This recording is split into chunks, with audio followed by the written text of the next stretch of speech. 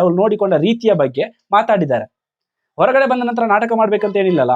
So ಅವಳು ಅದಲ್ಲ ಅಂತ ನಮ್ಗೂ ಗೊತ್ತಾಗಿದೆ. ಸೊ ಅವಳು ಅಲ್ಲ ಅಂತ ನಮ್ಗೆ ಗೊತ್ತಾದ ನಂತರ ಒಬ್ರನ್ನ ಅಲ್ಲದ ಕ್ಯಾರೆಕ್ಟರ್ ಅನ್ನ ಹೊರಗಡೆ ತೆಗಿಸಿ ನಾವು ಫುಟೇಜ್ ತಗೋತೀವಿ ಅಂತ ಹೇಳುವಾಗ ನಮ್ಗಂತೂ ಸುಮ್ಮನೆ ಕೂರಿಕೆ ಸಾಧ್ಯನೇ ಇಲ್ಲ. ನಾವಂತ ಕೆಟಗರಿ ಅಲ್ಲ. ಈಗ ಬಿದ್ದವನಿಗೆ 2 ಕಲ್ಲು ಅಂತಾರಲ್ಲ, ಆ ರೀತಿ ಕಲ್ಲು ಹಾಕುವ ಕೆಟಗರಿ ನನ್ನದಲ್ಲ, ಕ್ಷಮೆ ಇರಲಿ. ಹೆಲೋ ವೀಕ್ಷಕರೇ, ನಮಸ್ಕಾರ, ಹೇಗಿದ್ದೀರಾ? ಕಾಫಿ ಟೀ ಎಲ್ಲ ಆಯ್ತಾ? ಬಿಗ್ ಬಾಸ್ ಅವರು ಇವಾಗ ಒಂದು ಪ್ರೊಮೋ ಬಿಟ್ಟಿದ್ದಾರೆ. ಒಂಚೂರು ಹೈಪ್ ಇರುವಂತಹ ಪ್ರೊಮೋ. ಯಾರ್ಯಾರಿಗೆ ಏನೇನು ಯಾರ ಬಗ್ಗೆ ಅನಿಸುತ್ತೆ ಅವ್ರದ್ದೊಂದು ಭಾವಚಿತ್ರ, ಒಂದು ಸ್ಟಿಕ್ಕರ್ ಅಂಟಿಸಿ ಅದಕ್ಕೆ ಪಂಚ್ ಕೊಡಬೇಕು. ಸೊ ಈ ಪಂಚ್ ಕೊಡುವ ಸ್ಪರ್ಧೆಯಲ್ಲಿ Rashika Shetty versus Ashwini madam, Rakshita Shetty versus Dhruvanth ಭಯಂಕರ ಪೈಪೋಟಿ ಇರೋ ತರ ಇದೆ. ರಕ್ಷಿತಾ ಶೆಟ್ಟಿ ಪಂಚ್ ಕೊಡುವಾಗ ಏನು ಭಾವಚಿತ್ರ ಅಂಟಿಸಿರುವ ಸ್ಪಂಜ್ ಇದೆ, ಅದೇ ಕೆಳಗಡೆ ಬಿದ್ದಿದೆ. ಅದ್ರ ಬಗ್ಗೆ ನಾವು ಮಾತಾಡೋಣ. ಅದಕ್ಕೆ ಬೇರೆ ಬೇರೆ ರೀತಿಯ ಕಮೆಂಟ್ಗಳೆಲ್ಲ ಬರ್ತಾ ಇದೆ. ಎಲ್ಲವನ್ನು ಇವತ್ತು ಮಾತಾಡೋಣ. ಅದಕ್ಕಿಂತ ಮೊದಲು ಪ್ರೊಮೋನ ನೋಡ್ಕೊಂಡು ಬರೋಣ ಬನ್ನಿ. ಏನ್ ಹೇಳ್ಬೇಕು, ಮುಖಕ್ಕೆ ಹೊಡೆದು ಹೇಳೋ ತರ ಹೇಳ್ಬೇಕು. ಬರೀ ಮ್ಯಾನಿಪ್ಯುಲೇಟ್ ಮಾಡಿ ಅಪೋಸಿಟ್ ಪರ್ಸನ್ ನ ಬೇರೆ ತರ ಪೋರ್ಟ್ರೇ ಮಾಡೋದು. ಬಿಗ್ ಬಾಸ್ ಮಿಸ್ ಯೂನಿವರ್ಸ್ ಅಂತ ಅನ್ಕೊಂಡಿರೋಂತ ರಾಶಿ ಇನ್ನೊಂದು ಟ್ರ್ಯಾಕ್ ಮತ್ತೊಂದು ಟ್ರ್ಯಾಕ್ ನಾನ್ ಶುರು ಮಾಡ್ಕೊಂಡಿರ್ಲಿಲ್ಲ. ಎಲ್ಲ ಮಾಡ್ತಿರಲ್ವಾ? ನಮ್ಮ ಮುಂಚೆ ಆಗಲ್ಲ. ಓಕೆ, ಒಂದು ವ್ಯಕ್ತಿಗೆ ನೀವು ಅಸಹ್ಯ ಅಂತ ಹೇಳ್ತೀರಲ್ವಾ? ಯಾರು ಅಧಿಕಾರ ಇದ್ರು ನಿಮ್ಗೆ ಎಷ್ಟು ಹೊಡಿದ್ರೆ ಸಾಕಾಗಲ್ಲ. ನೋಡಿದಿರಲ್ಲ ಯಾವ ರೀತಿ ಇದೆ ಪ್ರೊಮೋ ಅಂತ. ಭಯಂಕರ ರೋಷದಿಂದ ರಕ್ಷಿತಾ ಶೆಟ್ಟಿ ವರ್ಸಸ್ ಧ್ರುವಂತ್ ಇದು ನಡೆದ್ರೆ, ಇನ್ನೊಂದು ಕಡೆಯಲ್ಲಿ ಅಶ್ವಿನಿ ಮೇಡಮ್ ವರ್ಸಸ್ ರಾಶಿಕಾ ಶೆಟ್ಟಿ ನಡೀತಾ ಇದೆ. ಇದು ಸ್ಟ್ರಾಟಜಿನ ಗೇಮ್ ಪ್ಲಾನ್ ಗೊತ್ತಿಲ್ಲ. ಬಟ್ ಏನಾಗಿದೆ ಅಂತ ಹೇಳಿದ್ರೆ, ಅಶ್ವಿನಿ ಮೇಡಮ್ ಮತ್ತು ರಾಶಿಕಾ ಶೆಟ್ಟಿ ಒಂದು ವಾರ ಒಟ್ಟಿಗೆ ಇರ್ತಾರೆ, ಇನ್ನೊಂದು ವಾರ ರಾಶಿಕಾ ಶೆಟ್ಟಿ ಈ ಕಡೆ ಟೀಮಿಗೆ ಬರ್ತಾರೆ, ಆವಾಗ ಅಗೇನ್ ಅಶ್ವಿನಿ ಮೇಡಮ್ ಅವರ ವಿರುದ್ಧ ಹೋಗ್ತಾರೆ.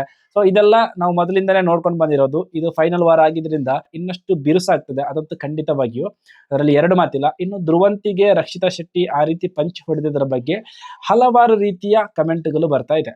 ಸೊ ಯಾವ ರೀತಿ ಬರ್ತಾ ಇದೆ ಅಂತ ಹೇಳಿದ್ರೆ, ಈಗ ಸೀಕ್ರೆಟ್ ರೂಮ್ ಅಲ್ಲಿ ಏನ್ ರಕ್ಷಿತಾ ಶೆಟ್ಟಿ ಆಟ ಆಡಿದ್ರು, ಸೊ ಅದೇ ತರದ ಕಮೆಂಟ್ಗಳು ಮತ್ತೆ ರಿಪೀಟ್ ಬರ್ಲಿಕ್ಕೆ ಸ್ಟಾರ್ಟ್ ಆಗಿದೆ. ಏನಂತ ಹೇಳಿದ್ರೆ, ರಕ್ಷಿತಾ ಶೆಟ್ಟಿಗೆ ಮೆಂಟ್ಲು ಸರಿಯಿಲ್ಲ, ಅವಳು ಹಂಗೆ, ಅವಳು ಹಿಂಗೆ, ಎಕ್ಸೆಟ್ರಾ ಎಕ್ಸೆಟ್ರಾ. ಸೊ ಅಂಥವ್ರಿಗೆಲ್ಲ ನಾನೊಂದು 5 ನಿಮಿಷ ಅಷ್ಟೇ ಮಾತಾಡ್ತೀನಿ ವಿಚಾರವಾಗಿ. ಸ್ವಲ್ಪ ಮನಸ್ಸಿಂದ ವಿಡಿಯೋ ನೋಡಿ, ಮನಸ್ಸಿಂದ ನೋಡಿದ್ರೆ ಒಂಚೂರು ಕನೆಕ್ಟ್ ಆಗ್ಬೋದು ಅನ್ನೋ ಒಂದು ವಿಚಾರಕ್ಕೆ ಮಾತ್ರ ನಾನು ಅದನ್ನ ಹೇಳೋದು. ಇನ್ನು ನನ್ನ ಕನ್ನಡದ ಬಗ್ಗೆ ಕೆಲವೊಬ್ಬರಿಗೆ ತಕರಾರಿದೆ. ನಾನು ಅಂಥವರಿಗೆಲ್ಲ ಹೇಳೋದಿಷ್ಟೇ, ನಾವು ಹುಟ್ಟುತ್ತಾನೆ ಕನ್ನಡ ಮಾತಾಡಿದವರಲ್ಲ. ಇವಾಗ ನೀವು ತೊದಲು ನುಡಿ ಕೂಡ ನಿಮ್ಮದು ಕನ್ನಡ ಆಗಿರ್ಬೋದು, ಬಟ್ ನಮ್ಮ ತೊದಲು ನುಡಿ ಕನ್ನಡ ಅಲ್ಲ. ನಾವು ಮಂಗಳೂರಿನವರಾಗಿದ್ದರಿಂದ ನಮಗೆ ತುಳು, ಬ್ಯಾರಿ ಮುಂತಾದ ಭಾಷೆಗಳಿದೆ. ನಾವು ಕನ್ನಡವನ್ನ ಶಾಲೆಗೆ ಹೋಗಿ 2 ವಯಸ್ಸಾದ ನಂತರ ಶಾಲೆಗೆ ಹೋಗಿ ಅಲ್ಲಿ ಬರೆದು ಕಲಿತು ಮಾತಾಡುವವರು, ಇಷ್ಟಪಟ್ಟು ಮಾತಾಡ್ತಾ ಇದ್ದೀವಿ. ಸೊ ಪ್ರೋತ್ಸಾಹ ಕೊಡಿ. ಇವಾಗ ನಮ್ಮದ್ರಲ್ಲಿ ಯಾವ್ದಾದ್ರು ಪದ ಬಳಕೆ ಮಾಡುವಾಗ ಇಲ್ಲಾಂದ್ರೆ ಯಾವ್ದಾದ್ರು ಒಂದು ಅಕ್ಷರಗಳು ತಪ್ಪು ಖಂಡಿತ ಬರ್ತದೆ, ನನ್ನದ್ರಲ್ಲಿ ತುಂಬಾನೇ ಇದೆ, ಇಲ್ಲ ಅಂತಲ್ಲ. ಅದ್ಯಾಕೆಂತ ಹೇಳಿದ್ರೆ ನಮ್ಮ ಆಡು ಭಾಷೆಯ ಪ್ರಭಾವ ಆ ರೀತಿ ಇದೆ. ಅದರಿಂದಾಗಿ ಎಲ್ಲಾದ್ರೂ ಎಡವಿದ್ರೆ ಪ್ರೀತಿಯಿಂದ ತಿಳಿಸಿ. ವ್ಯಂಗ್ಯ ಈ ತರ ಎಲ್ಲ ಆಗುವಾಗ ನಮ್ಗೂ ಅನಿಸ್ತದೆ. ಇವಾಗ ನಾವು ಇಷ್ಟಪಟ್ಟೆ ಮಾತಾಡೋದು ಕನ್ನಡ, ನಮಗೂ ಆಯ್ಕೆಗಳು ಬಹಳ ಇರುತ್ತಲ್ಲ. ಇವಾಗ ನಾವು ಮಾತಾಡ್ಬೋದು, ತುಳುವಲ್ಲೂ ಮಾತಾಡ್ಬೋದು, ವಿಡಿಯೋ ಮಾಡ್ಬೋದು, ಬ್ಯಾರಿಯಲ್ಲೂ ವಿಡಿಯೋ ಮಾಡ್ಬೋದು, ಮಲಯಾಳಮಲ್ಲೂ ಮಾಡ್ಬೋದು. ಈಗ ನನಗೆ ತಮಿಳು ಬರುತ್ತೆ, ತಮಿಳಲ್ಲೂ ಮಾಡ್ಬೋದು, ತೆಲುಗಲ್ಲೂ ಮಾಡ್ಬೋದು. ಬಟ್ ನಮ್ಮ ಭಾಷೆ ಕನ್ನಡ, ನಮ್ಮ ಭಾಷೆಯಲ್ಲೇ ನಾವು ಮಾತಾಡ್ತೇವೆ. ಸೊ ಎಲ್ಲಾದ್ರೂ ಎಡವಿದ್ರೆ ಅವರನ್ನ ಕೈ ಹಿಡ್ಕೊಂಡು ಮುಂದಕ್ಕೆ ಹೋಗೋಣ. ಇದ್ದವನಿಗೆ ಇನ್ನೊಂದು ಗುದ್ದಿ ಅಲ್ಲೇ ಮಲಗು ನೀನು ಸಾಯಿ ಅಂತ ಹೇಳೋದಿದೆಯಲ್ಲ, ಅದು ಬೇಡ ಅಂತಷ್ಟೇ. ಸೊ ಇನ್ನು ಟಾಪಿಕ್ಗೆ ಬರ್ತೀನಿ ನಾನು. ಈಗ ರಕ್ಷಿತಾ ಶೆಟ್ಟಿ ಧ್ರುವಂತಿಗೆ ಯಾಕೆ ಆ ರೀತಿ ಮಾಡ್ತಾ ಇದ್ದಾರೆ? ನೀವೆಲ್ಲ ಹೇಳ್ತೀರಾ ರಕ್ಷಿತಾ ಶೆಟ್ಟಿಯ ಕ್ಯಾರೆಕ್ಟರ್ ಹಾಗೆ ಜಿದ್ದಿಡ್ಕೊಳ್ಳುವಂತಹ ಕ್ಯಾರೆಕ್ಟರ್ ಅಂತ. ಸೊ ಅಂತವರಿಗೆ ನಾನು ಒಂದು ಕ್ವಶನ್ ಕೇಳ್ತೇನೆ. ರಕ್ಷಿತಾ ಶೆಟ್ಟಿ ಮತ್ತು ಧ್ರುವಂತ್ ಇಬ್ರು ಅನ್ಯೋನ್ಯವಾಗಿದ್ದವರು, ಆರಂಭದ ದಿನಗಳಲ್ಲಿ ಅಣ್ಣ ತಂಗಿ ಅನ್ನೋ ರೀತಿಯಲ್ಲಿ ಇದ್ದವರು. ಸೊ ಅಲ್ಲಿ ಯಾವುದೋ ಒಂದು ವೈಮನಸ್ ಬಂತು, ಅದು ಧ್ರುವಂತಿಂದನೇ ಬಂತು ಅನ್ಸುತ್ತೆ. ಸೊ ಅವರು ಬೇರೆ ಬೇರೆ ಆದ್ರು. ಅಲ್ಲಿಂದ ಅಲ್ಲಿ ಅಷ್ಟಕ್ಕಷ್ಟೇ ಇತ್ತು ಅವ್ರದ್ದೆಲ್ಲ. ಬಟ್ ಅವರು ಇಮಿಟೇಟ್ ಮಾಡೋದು, ರಕ್ಷಿತಾ ಶೆಟ್ಟಿಯ ಹಿಂದ್ಗಡೆಯಿಂದ ಧ್ರುವಂತ್ ಮಾತಾಡೋದು ತುಂಬಾನೇ ಇದೆ, ಅಂದ್ರೆ ತುಂಬಾನೇ ಇದೆ. ನೆಗೆಟಿವ್ ಸ್ಪ್ರೆಡ್ ಮಾಡಿರೋದು. ಅವಾಗ್ಲೂ ಕೂಡ ರಕ್ಷಿತಾ ಶೆಟ್ಟಿ ಏನು ತಿರುಗಿ ಉತ್ತರ ಕೊಡ್ತಾ ಇರ್ಲಿಲ್ಲ. ಅದೊಂದು ರೆಸ್ಪೆಕ್ಟ್. ನಾವು ಅಣ್ಣ ಅಂತ ಕರೆದಿದ್ದೇವೆ, ಇರ್ಲಿ, ಏನ್ ಬೇಕಾದ್ರೂ ನನ್ನ ಬಗ್ಗೆ ಮಾತಾಡ್ಲಿ, ನಾನು ಮಾತಾಡಲ್ಲ ಅನ್ನೋದು ಅವರ ಒಳ್ಳೆತನ. ಯಾರ್ದು? ರಕ್ಷಿತಾ ಶೆಟ್ಟಿದು. ಸೊ ರಕ್ಷಿತಾ ಶೆಟ್ಟಿಗೆ ಆರಂಭದ ದಿನಗಳಲ್ಲಿ ತೊಂದರೆ ಕೊಟ್ಟವರು ಯಾರು? ಅಶ್ವಿನಿ ಮೇಡಮ್ ಅವರು ಅಲ್ವಾ? ಗೆಜ್ಜೆ ಶಬ್ದ, ಅಮಾವಾಸ್ಯೆ, ಕಾರ್ಟೂನು ಮುಂತಾದ ವಿಚಾರಗಳಲ್ಲಿ ಎಲ್ಲಿಯವರೆಗೂ ಅಂತ ಹೇಳಿದ್ರೆ ಅವಳ ಜೀವನವನ್ನೇ ಒಂಥರ ಕೀಳಾಗಿ ನೋಡಿದವರು ಅವರು. ಆದ್ರೂ ಕೂಡ ಆ ಅಶ್ವಿನಿ ಮೇಡಮ್ ಅವ್ರ ಜೊತೆ ಅವ್ರು ಜಿದ್ದು ಸಾಧಿಸಿದ್ರಾ? ಇಲ್ಲ. ಯಾಕೆ ಸಾಧಿಸಿಲ್ಲ ಅಂತ ಹೇಳಿದ್ರೆ, ಒಂದು ಲೆವೆಲ್ ವರೆಗೂ ಅವರ ಮನಸ್ಸಲ್ಲಿತ್ತು. ಆನಂತರ ಸುದೀಪ್ ಸರ್ ಅವರು ಹೇಳಿದ್ರು, ಈ ರೀತಿ ಇರಬಾರ್ದು, ರೆಸ್ಪೆಕ್ಟ್ ಕೊಡಬೇಕು, ಬಿಟ್ಟು ಬಿಡಬೇಕು. ಬಿಟ್ಟು ಮುಂದಕ್ಕೆ ಹೋದ್ರು. ಯಾಕೆ ಹೋದ್ರು ಅಂತ ಹೇಳಿದ್ರೆ, ಅಶ್ವಿನಿ ಮೇಡಮ್ ಅವರು ಆರಂಭದಲ್ಲಿ ಮಾಡಿದ್ರು, ನಂತರ ಅಶ್ವಿನಿ ಮೇಡಮ್ ಅವರು ತಿದ್ಕೊಂಡ್ರು, ಅದನ್ನು ರಿಪೀಟ್ ಮಾಡಿಲ್ಲ. ರಕ್ಷಿತಾ ಶೆಟ್ಟಿನೂ ಮುಂದಕ್ಕೆ ಹೋದ್ರು, ಅದನ್ನು ಒಪ್ಕೊಂಡ್ರು, ಅವರ ಒಳ್ಳೆತನ ಒಪ್ಕೊಂಡು. ಮೊನ್ನೆ ವಿಡಿಯೋ ನೀವು ನೋಡಿದ್ರೆ ಗೊತ್ತಾಗುತ್ತೆ, ಅಶ್ವಿನಿ ಮೇಡಮ್ ಮತ್ತು ರಕ್ಷಿತಾ ಶೆಟ್ಟಿ ಎಷ್ಟು ಚೆನ್ನಾಗಿದ್ದಾರೆ, ಅವರ ಬಾಂಧವ್ಯ ಎಷ್ಟು ಚೆನ್ನಾಗಿದೆ. ಅಪ್ಕೊಂಡು ಆರಾಮಾಗಿ ಮಾತಾಡಿಕೊಂಡು ನೀಟಾಗಿದ್ದಾರೆ. ಎಲ್ಲೂ ಕೂಡ ಜಗಳ ಆಡಿಲ್ಲ. ಅಶ್ವಿನಿ ಮೇಡಮ್ ಅವರಿಗೆ ಕೊಡುವ ಗೌರವ ಕೂಡ ರಕ್ಷಿತಾ ಶೆಟ್ಟಿ ಕಡಿಮೆ ಮಾಡಿಲ್ಲ. ಅವರ ಬಗ್ಗೆ ಒಳ್ಳೆಯ ಅಭಿಪ್ರಾಯವನ್ನೇ ಇಟ್ಟುಕೊಂಡಿದ್ದಾರೆ. ಯಾಕೆಂತ ಹೇಳಿದ್ರೆ 2 ಕಡೆಯಲ್ಲಿ ಕಾಂಪ್ರಮೈಸ್ ಆಗಿದೆ. ಅದನ್ನು ಬಿಟ್ಟು ಮತ್ತೆ ಕೆಣಕುವಂತಹ ಪ್ರಯತ್ನ ಅಲ್ಲಿ ನಡೆದಿಲ್ಲ.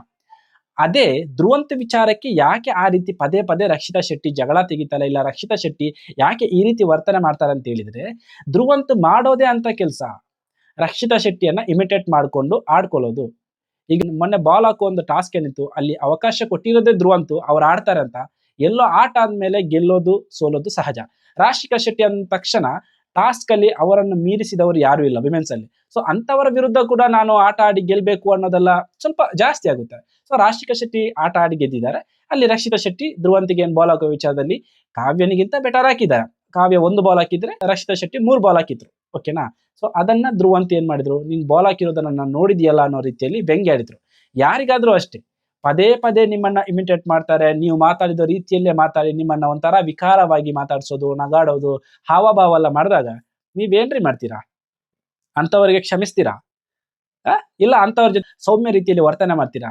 ಕಮೆಂಟ್ ಹಾಕೋವರಿಗೆ ನಿಮ್ಗೆ ಸುಲಭ ಇನ್ನೊಬ್ಬರನ್ನ ಜಡ್ಜ್ ಮಾಡೋದು. ರಕ್ಷಿತನ ಪ್ಲೇಸ್ ಅಲ್ಲಿ ನೀವಿರಿ. ಧ್ರುವಂತು ನಿಮ್ಮನ್ನ ಯಾವಾಗ ನೋಡಿದ್ರು ಮಕ್ಕರ್ ಮಾಡ್ತಾ ಇರ್ತಾನೆ. ಅಂದ್ರೆ ನೀವು ಮಾತಾಡಿದ ತಕ್ಷಣ ಅದಕ್ಕೆ ಹಿ ಅಂತ ಮಾಡ್ತಾನೆ. ಅವಾಗ ನಿಮ್ಗೆ ಹೆಂಗ್ ಅನ್ಸುತ್ತೆ? ತೆಗ್ದೆರಡು ಬಾಳ್ಸ್ಬೇಕು ಅಂತ ಅನ್ಸಲ್ವಾ? ಯಾರಿಗಾದ್ರೂ ಅನ್ಸುತ್ತೆ. ಅದು ಕೂಡ ನಮ್ ಫ್ರೆಂಡ್ಸ್ ಯಾರಾದ್ರೂ ಮಾಡಿದ್ರೆ ಓಕೆ ಫೈನ್, ನಗಾಡ್ಕೊಂಡು ಸುಮ್ಮನೆ ಇರ್ತೀವಿ. ಅದೇ ನಮ್ಗೆ ಆಗದವರು, ಅವ್ರ ಮೇಲೆ ನಮ್ಗೆ ವಿಪರೀತ ಸಿಟ್ಟಿದೆ, ಅವರಂದ್ರೇನೆ ಆಗಲ್ಲ, ಅವ್ರ ವಿಚಾರಕ್ಕೆ ನಾನು ಹೋಗೋದೇ ಇಲ್ಲ ಅಂತ ಡಿಸೈಡ್ ಆಗಿದ್ದೀನಿ, ಅಂತವರು ಕೂಡ ಆ ರೀತಿ ವರ್ತನೆ ಮಾಡುವಾಗ ಎಲ್ಲೆಲ್ಲಿಂದೆಲ್ಲ ಕೋಪ ಕಿತ್ತು ಬರುತ್ತೆ, ಗೊತ್ತಾಯ್ತಾ? ಸೊ ಆ ರೀತಿಯ ಕೋಪ ಬರುವಾಗ ರಕ್ಷಿತಾ ಶೆಟ್ಟಿ ಏನಪ್ಪ ಮಾಡಬೇಕು? ಎಲ್ಲಿ ತೋರಿಸ್ಬೇಕು? ಯಾರಾದ್ರೂ ಅವರ ನಡುವಲ್ಲಿ ಕಾಂಪ್ರಮೈಸ್ ಮಾಡಿದ್ರಾ?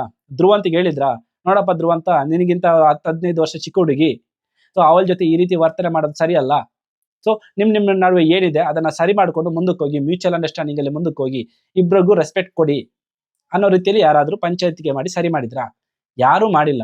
ಯಾಕೆ ಮಾಡಿಲ್ಲ ಅಂತ ಹೇಳಿದ್ರೆ, ಧ್ರುವಂತ ಆ ರೀತಿ ಮಾಡುವಾಗ ರಕ್ಷಿತಾ ಶೆಟ್ಟಿ ಶಾರ್ಟ್ ಟೆಂಪರ್ ಅಲ್ಲಿ ಅವಳು ತಾಳ್ಮೆಯನ್ನ ಕಳೆದುಕೊಂಡು ವಿಕಾರವಾಗಿ ಆಡ್ತಾಳೆ, ಇಲ್ಲ ಬೈತಾಳೆ, ಅರ್ಚಾಡ್ತಾಳೆ, ಏನೋ ಇವಾಗ ಮಾಡಿದ್ರಲ್ಲ. ಸೊ ಇವರಿಗೆ ಪ್ರೊಮೋಗೆ ಒಳ್ಳೆ ಕಂಟೆಂಟ್ ಸಿಕ್ತಲ್ಲ. ಇವ್ರಿಗೇನ್ ಬೇಕು? ಪ್ರೊಮೋ ಚೆನ್ನಾಗಿರ್ಬೇಕು. ಪ್ರೊಮೋ ಚೆನ್ನಾಗಿದ್ರೇನೆ ಜನ ಕ್ಯೂರಿಯಾಸಿಟಿಲಿ ನೋಡ್ತಾರೋ, ಇವತ್ತೇನೋ ಜಗಳ ಇದೆಯಲ್ಲ, ಎಪಿಸೋಡ್ ನೋಡೋಣ ಅಂತ. ಆಯ್ತಾ? ಯಾರು ಕೂಡ ನಡುವಲ್ಲಿ ಬಂದು ಧ್ರುವಂತಿಗೆ ಬುದ್ಧಿ ಹೇಳೋದು ಏನೂ ಮಾಡಿಲ್ಲ. ಸೊ ಧ್ರುವಂತಿಗೆ ಏನಾಗಿದೆ ಅಂತ ಹೇಳಿದ್ರೆ, ಈಗ ನಾನು ಕೇಳ್ತೀನಿ, ಕಳೆದ ವಾರ ಗಿಲ್ಲಿ ನಟ ಒಂಚೂರು ನಮ್ಗೆ ಇಷ್ಟ ಆಗದ ರೀತಿಯಲ್ಲಿ ವರ್ತನೆ ಮಾಡಿದ್ರು. ಏನಕ್ಕೆ ವರ್ತನೆ ಮಾಡಿದ್ರು ಅಂತ ಹೇಳಿದ್ರೆ, ಸೀಕ್ರೆಟ್ ರೂಮ್ ಇಂದ ಹೊರಗಡೆ ಬಂದ ನಂತರ ಧ್ರುವಂತ್ ಏನ್ ಮಾಡಿದ್ರು ಅಂತ ಹೇಳಿದ್ರೆ, ಗಿಲ್ಲಿ ನಟ ಏನೆಲ್ಲ ಮಾಡ್ತಾರೆ ಅದೇ ರೀತಿಯಲ್ಲಿ ಇಮಿಟೇಟ್ ಮಾಡಿಕೊಂಡು ಅವರನ್ನ ಟ್ರಿಗರ್ ಮಾಡುವ ಕೆಲಸವನ್ನ ಮಾಡಿದ್ರು. ಯಾರು? ಧ್ರುವಂತ್ ಪ್ಲಸ್ ಅಶ್ವಿನಿ ಮೇಡಮ್ ಅವರು ಸೇರ್ಕೊಂಡು. ಸೊ ಅವಾಗ ಗಿಲ್ಲಿ ನಟ ಯಾವ ರೀತಿ ವರ್ತನೆ ಮಾಡಿದ್ರು? ಅವ್ರು ಅದೇ ಕಾಮಿಡಿ ವೇಲ್ ತಗೊಂಡೋದ್ರ, ಇಲ್ಲ ಅದೇ ಕಾಮಾಗಿ ತಗೊಂಡೋದ್ರ? ಇಲ್ಲ, ಹೆಂಗೆಲ್ಲ ಮಾತಾಡಿದ್ರು, ಎಷ್ಟೆಲ್ಲ ಕೋಪ ಮಾಡ್ಲಿಕ್ಕೆ ಆಗ್ತಿದೆ, ಕೋಪ ಮಾಡ್ಕೊಂಡ್ರು, ಜಗಳ ಆಯ್ತು. ಸೊ ಕಳೆದ ವಾರದ ಫುಲ್ ಹೈಲೈಟ್ ಅದೇ ಅಲ್ವಾ, ಜಗಳ ಆಗಿರೋದಲ್ವಾ. ಅಲ್ಲಿ ಇರೋರಿಗೇನೆ ಅನಿಸಿತ್ತು ಗಿಲ್ಲಿ ನಟ ಟಾಕ್ಸಿಕ್ ಆಗಿ ಬಿಹೇವ್ ಮಾಡ್ತಾ ಇದ್ದಾರೆ ಅಂತ. ಯಾಕೆ ಅಂತ ಹೇಳಿದ್ರೆ, ಅಲ್ಲಿ ಒಂದು ಲೆವೆಲ್ ವರೆಗೂ ಓಕೆ, ಇಮಿಟೇಟ್ ಮಾಡೋದಾಗ್ಲಿ ಯಾವುದೇ ಆಗ್ಲಿ. ಸೊ ನಮ್ಗೆ ಆಗದವರು ನಮ್ಮನ್ನ ಇಮಿಟೇಟ್ ಮಾಡ್ತಾ ಇದ್ದಾರೆ ಅಂತ ಆಗುವಾಗ ನಮ್ಗೆ ಹೆಂಗ್ ಅನ್ಸುತ್ತೆ ಅಂತ ಹೇಳಿದ್ರೆ, ಅವರ ಮುಂದೆ ನಾವು ಸೋಲ್ಬಾರ್ದು, ಅವರ ಮುಂದೆ ನಾವು ಕೆಳಗಡೆ ಬೀಳ್ಬಾರ್ದು ಅಂತ. ಸೊ ಅವಾಗ ಹೇಗಾಗುತ್ತೆ, ಅವರ ವೇಯಲ್ಲಿ ನಮ್ಗೆ ಆನ್ಸರ್ ಮಾಡ್ಲಿಕ್ಕೆ ಆಗುದಿಲ್ಲ. ಈಗ ರಕ್ಷಿತಾ ಶೆಟ್ಟಿಗೆ ಭಾಷೆದ್ದು ಪ್ರಾಬ್ಲಮ್ ಇದೆ. ಇನ್ನು ಅವಳು ಈ ರೀತಿ ಇಮಿಟೇಟ್ ಮಾಡ್ಕೊಂಡು, ಇಲ್ಲ ತಮಾಷೆ ಮಾಡ್ಕೊಂಡು ಯಾರನ್ನ ಮಕ್ಕರ್ ಮಾಡುವಂತ ಕ್ಯಾರೆಕ್ಟರ್ ಅವಳದಲ್ಲ. ಏನಾದ್ರೂ ಇದ್ರೆ ನೇರವಾಗಿ ಮಾತಾಡ್ತಾಳೆ, ಮನಸ್ಸಿಂದ ಮಾತಾಡ್ತಾಳೆ. ಸೊ ಅವಳಿಗೆ ಏನಾಗುತ್ತೆ, ಧ್ರುವಂತಿನ ತರಾನೇ ಮಕ್ಕರ್ ಮಾಡ್ಕೊಂಡು, ಇಲ್ಲ ಇನ್ನೇನೋ ಮಾಡ್ಕೊಂಡು ಮಾಡಕ್ ಆಗಲ್ಲ. ಅವಳ ಬಾಡಿ ಲ್ಯಾಂಗ್ವೇಜ್, ಅವಳ ಬಟ್ಟೆ, ಅವಳ ದಿನಚರಿ, ಅವಳ ಭಾಷೆ ಎಲ್ಲವನ್ನು ಹಿಡ್ಕೊಂಡು ಮಕ್ಕರ್ ಮಾಡುವ ವ್ಯಕ್ತಿಯ ಜೊತೆ ಸೌಮ್ಯವಾಗಿ ವರ್ತನೆ ಮಾಡಬೇಕು ಅನ್ನುವ ಎಕ್ಸ್ಪೆಕ್ಟೇಷನ್ ವೀಕ್ಷಕರಿಗೆ ಇದೆಯಲ್ಲ, ಅದೇ ನನಗೆ ಅಚ್ಚರಿ ಆಗೋದು.